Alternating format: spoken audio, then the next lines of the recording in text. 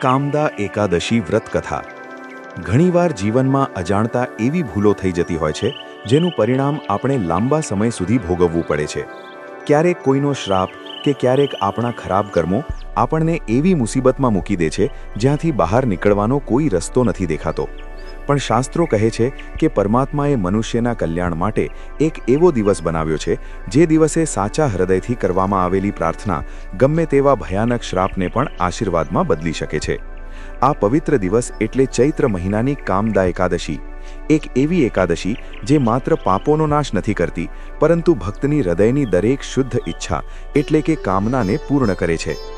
આજે આપણે એક એવી સત્ય ઘટના વિશે જાણીશું જેમાં એક પત્નીની અતૂટ શ્રદ્ધાએ તેના પતિને રાક્ષસ યોનિમાંથી મુક્તિ અપાવી હતી. આ પ્રાચીન કથા ભોગપુર નામના સુંદર નગરની છે જ્યાં ગંધર્વ લલિત અને તેની પત્ની લલિતા સુખપૂર્વક રહેતા હતા. લલિત રાજા પુંડરીકના દરબારમાં મુખ્ય ગાયક હતો. એક દિવસ ભરી સભામાં ગાન કરતી વખતે લલિતનું મન પોતાની પત્નીના વિચારોમાં ભટકી ગયું અને તેનાથી ગાવામાં મોટી ભૂલ થઈ ગઈ. રાજા પુંડરીકે તેને અપરાધ ગણી અત્યંત ક્રોધમાં આવી શ્રાપ આપ્યો કે તું અત્યારે જ મનુષ્ય મટીને એક ભયાનક નરભક્ષક રાક્ષસ બની જઈશ.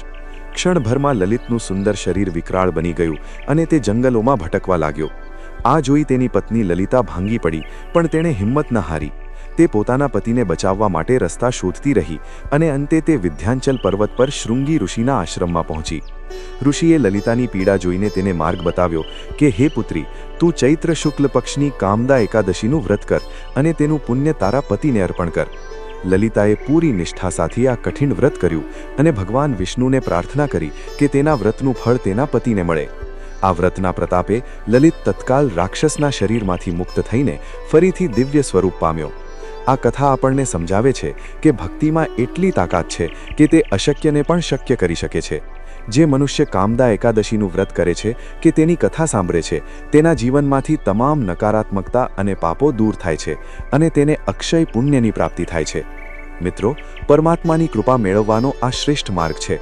જો આ કથાએ તમારા હૃદયને સ્પર્શ કર્યો હોય તો વિડીયોને લાઇક જરૂર કરજો અને તમારા પરિવાર તેમજ મિત્રો સાથે શેર કરજો જેથી તેઓ પણ એકાદશીના આ મહિમાને સમજી શકે.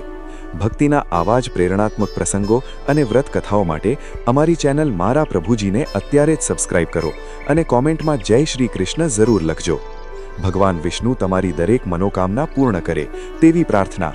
રાધે રાધે.